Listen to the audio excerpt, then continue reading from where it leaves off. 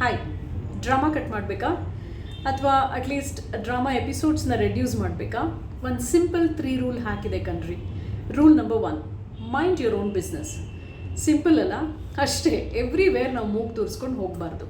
ಯಾಕಂದರೆ ನಾವೇನು James Bond ಅಲ್ಲ ನೋಡಿ. So chill. Sometimes knowing nothing is 5 star peace ಅಲ್ಲ? Rule number 2, fixing others. It's definitely not your job. ನೀವು mechanic ಅಲ್ಲ, ಸೈಕ್ಯಾಟ್ರಿಸ್ಟು ಅಲ್ಲ.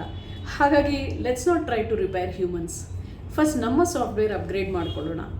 ನಮ್ಮ ಟ್ರೈನಿಂಗೇ ಇಲ್ಲಿ ಕಂಪ್ಲೀಟ್ ಆಗಿಲ್ಲ ಅಂದರೆ ಬೇರೆಯವ್ರನ್ನ ಅಪ್ಡೇಟ್ ಮಾಡೋದು ಎಷ್ಟು ಸರಿ, ನೀವೇ ಹೇಳಿ. ರೂಲ್ ನಂಬರ್ 3, ಕ್ಲೋಷರ್ ಬಂದ್ರೇ ನಾನು ಮೂವ್ ಆಗೋದು. ಇದೇನು ಅಮೆಝಾನ್ ಡೆಲಿವರಿನಾ? ಸೂಪರ್ ಸುಳ್ಳು ಕಣ್ರಿ ಇದು. ಮಿತ್ ಅಂದರೆ ಮಿತ್.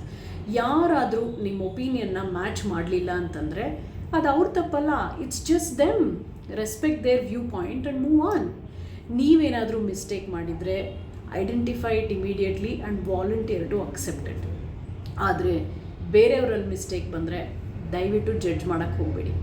ಆ್ಯಂಡ್ ಮೋಸ್ಟ್ ಇಂಪಾರ್ಟೆಂಟ್ಲಿ, ನಮ್ಮ ಮೈಂಡ್ನ ಕ್ರಾಸ್ ಆಗೋ ಎಲ್ಲ ಥಾಟ್ಸ್ನೂ ನಾವು ಇನ್ನೊಬ್ಬರ ಜೊತೆ ಶೇರ್ ಮಾಡಬೇಕು ಅಂತಿಲ್ಲ.